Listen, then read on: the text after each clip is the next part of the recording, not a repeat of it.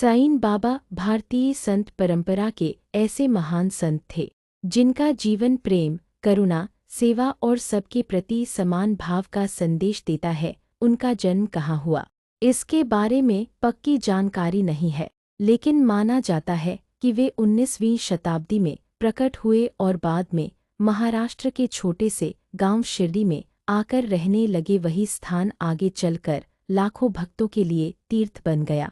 कहा जाता है कि साईं बाबा पहली बार एक नीम के पेड़ के नीचे ध्यान लगाते हुए दिखाई दिए। वे साधारण कपड़े पहनते थे, सफ़ेद कपनी और सिर पर कपड़ा। उनका रहन सहन बहुत सादा था। वे एक मस्जिद में रहते थे जिसे उन्होंने द्वारकामाई नाम दिया। यह नाम ही उनके विचारों को दर्शाता है।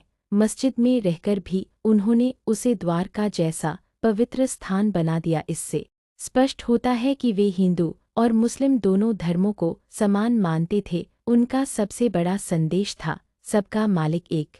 साईं बाबा के जीवन में अनेक चमत्कारों की कथाएं मिलती हैं, लेकिन वे स्वयं चमत्कार दिखाने के पक्ष में नहीं थे। वे कहते थे कि सच्ची भक्ति, धैर्य और विश्वास ही सबसे बड़ा चमत्कार है। उनके दो प्रमुख उपदेश थे, ये श्रद्धा और सबूरी। श्रद्धा का अर्थ है विश्वास और सबूरी का अर्थ है धैर्य। वे अपने भक्तों से कहते थे कि अगर जीवन में कठिनाइयां आएं तो घबराना नहीं चाहिए, बल्कि ईश्वर पर विश्वास रखते हुए धैर्य से काम लेना चाहिए।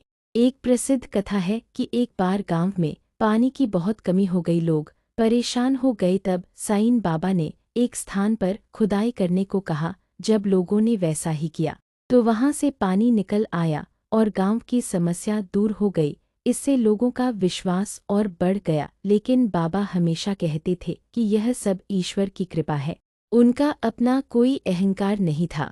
एक अन्य कहानी में बताया जाता है कि एक भक्त का बच्चा बहुत बीमार था। डॉक्टरों ने उम्मीद छोड़ दी थी। वह भक्त रोता हुआ साईं बाबा के पास आया। बाबा ने उसे धैर्य रखने को कहा और उदी पवित्र भस्म दी। भक्त ने श्रद्धा से उदी बच्चे को दी और कुछ ही दिनों में बच्चा स्वस्थ हो गया। ऐसी अनेक घटनाएं लोगों ने देखीं जिनसे उनका विश्वास और गहरा होता गया। साईं बाबा का जीवन सेवा से भरा हुआ था।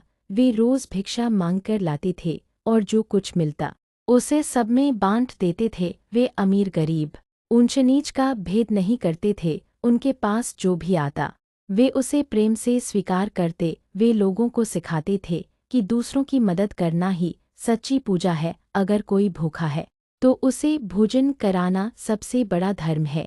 उनकी वाणी बहुत सरल थी लेकिन गहरी सीख देती थी। वे अक्सर कहानियों और उदाहरणों के माध्यम से समझाते थे। वे कहते थे कि मन को शांत रखना चाहिए, क्रोध और लोभ से दूर रहना चाहिए, जीवन में सच्चाई और ईमानदारी का मार्ग अपनाना चाहिए। वे यह भी कहते थे कि किसी की निंदा नहीं करनी चाहिए, क्योंकि हर व्यक्ति में ईश्वर का अंश है।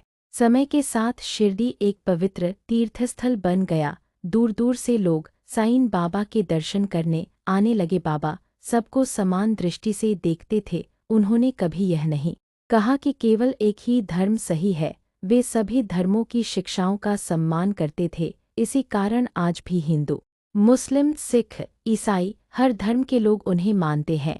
15 अक्टूबर 1918 को साईं बाबा ने अपना शरीर त्याग दिया। उस दिन उनके भक्त बहुत दुखी हुए, लेकिन साथ ही उन्हें यह विश्वास भी था कि बाबा आज भी उनके साथ हैं। उनका समाधि मंदिर शिरडी में बना, जहाँ प्रतिदिन हजारों लोग दर्शन करने आते हैं। वहाँ आज भी उदी दी जाती है, जिसे लोग आशीर्वाद के रूप में ग्रहण करते हैं।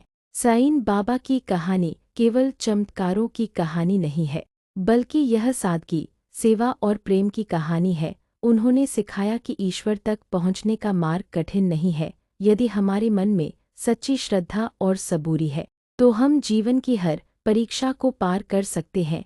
उन्होंने यह भी बताया कि दूसरों की भलाई करना ही सबसे बड़ी साधना है। आज के समय में जब लोग तनाव और चिंता से घिरे रहते हैं, साईं बाबा का संदेश और भी महत्वपूर्ण हो जाता है। उनका जीवन हमें सिखाता है कि धैर्य रखो, विश्वास रखो और प्रेम बांटो। यदि हम उनके बताए मार्ग पर चले तो समाज में शांति और सद्भावना फैल सकती है।